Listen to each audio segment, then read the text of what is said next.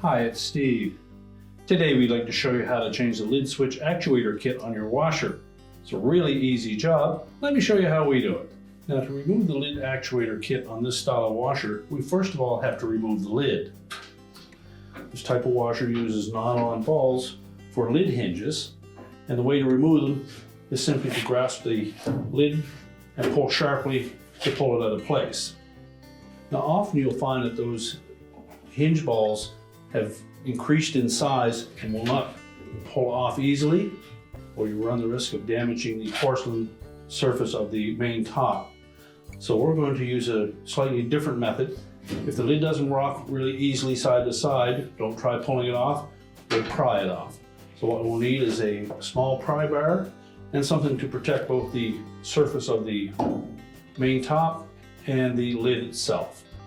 So what we'll do is we'll take a small pry bar like that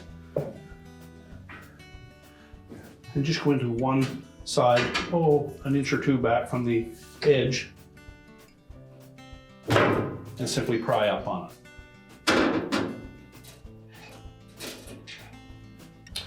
Just retrieve the hinge balls, put them with the lid, and we'll set those aside. Now our next step will be to remove the front panel. There are typically 2 screws, one on either side, just below that lip. Some models, they'll actually go right in through the face, but we'll need to remove those 2 screws and tilt the front panel forward at the bottom to remove it from the cabinet. You may find this easier to do by tilting the washer back.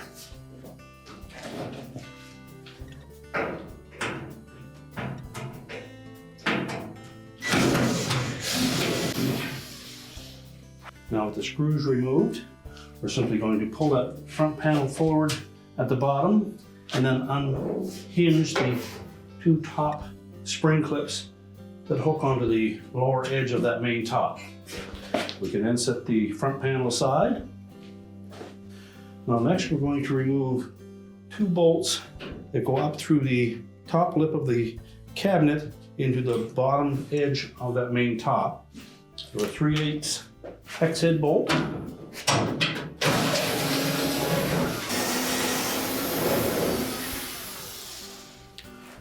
Now if your model has a bleach dispenser, we'll next need to pull that hose off of the bleach cup. It's just a friction fit, so we pull it off. And then we can tilt that main top back, where we can access the 2 screws for the lid switch actuator and pull that assembly away from the washer. Now our next step will be to remove the 2 mounting screws for that actuator assembly. We can discard the screws because new ones come with the kit, but we do want to retain the little nylon washers that are on the original.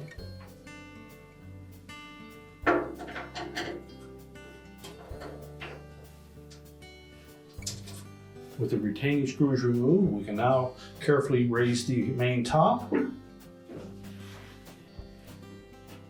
lift that assembly out. With the actuator assembly removed from the washer, we can now disassemble that and remove this actuator arm. It's held to the assembly with a little spring. So using a pair of needle nose pliers, we're simply going to go in between the metal bracket and that plastic housing and disconnect that spring.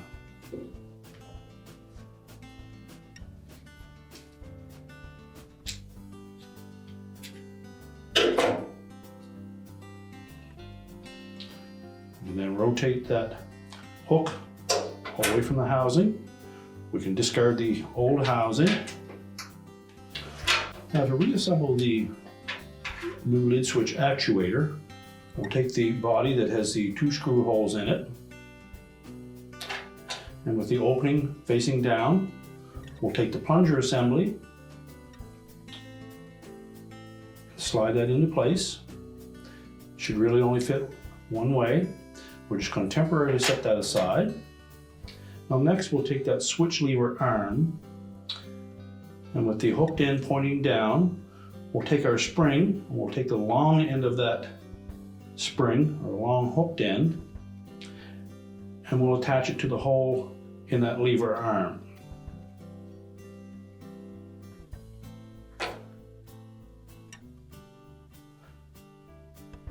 So with it in this position, we're going to attach that spring from the top.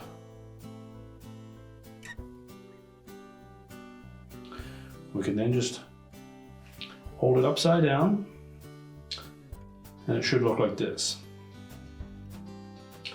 So holding the spring in place, we'll take our assembly, just pull the plunger back slightly, and then with the hooked end of that lever, we'll tuck it through that rectangular open, pivot it around, and then we're going to drop the spring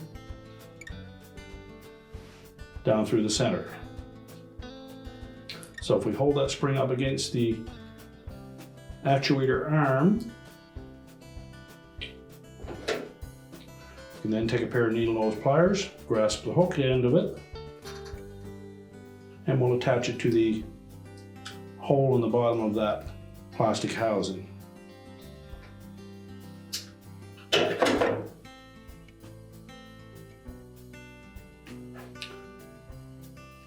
So in the end it should look like this. We'll need some spring tension to hold that lever forward. That will keep the plunger pushed all the way out. And now we're ready to put that assembly back onto the main top. So next we'll take the 2 new screws that were packaged with that kit, slide the little nylon washers onto them, and we'll set those aside. We'll then take the assembly, raise the top up,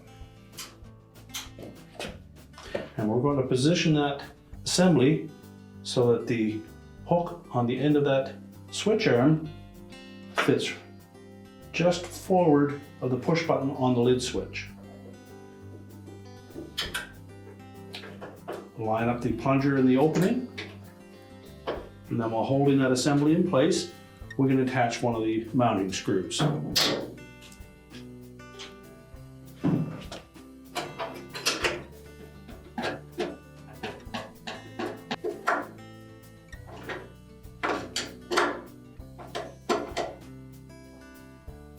So tighten those 2 screws securely. Don't over tighten them so that we don't chip that porcelain.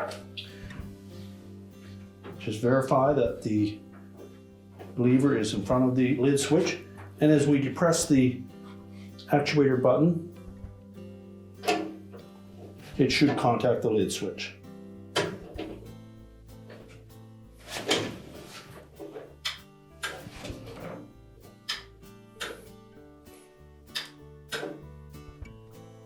Now we can put the main top back down, and next we'll secure that to the cabinet and reconnect our bleach hose. Now when reinstalling the main top to the cabinet, take note, particularly on the right hand side, there's typically 2 holes here. Only one of them is threaded for the mounting bolt, and there will also be 2 holes in the cabinet. So we want to make sure that the bolt comes up through the hole that is closest to the front of that cabinet. So you may need to push the main top forward or backwards enough to line that up.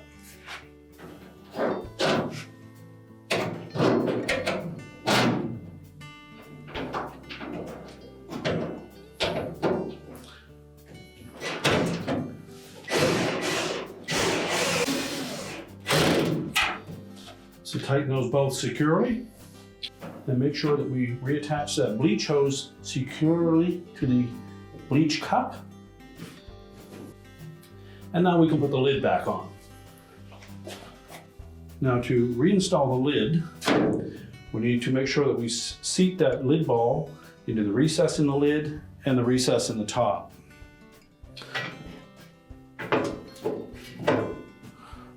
So pick one side or the other, and then keeping pressure against that, just hold it in place. On the opposite side, we're going to seat the ball into the main top, then line the lid up over top of it. Now with one side of the lid in place, we'll take the other lid ball, Just raise up slightly on the lid while keeping pressure against the opposite side, and we're going to place that into the recess in the main top. We'll line the lid up on top of it, and just take a rag to use as a protective surface. Put it between the lid and the main top.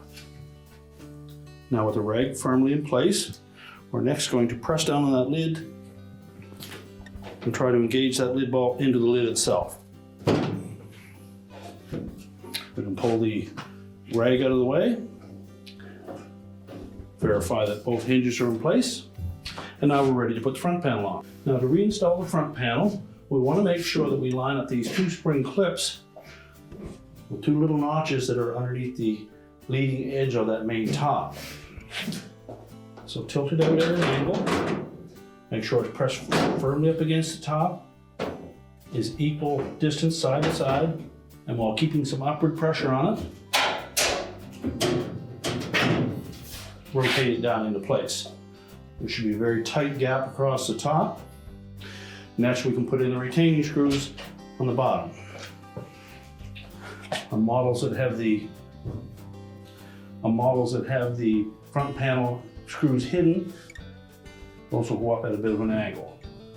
So either using a stubby screwdriver or take the washer back and then install them at an angle.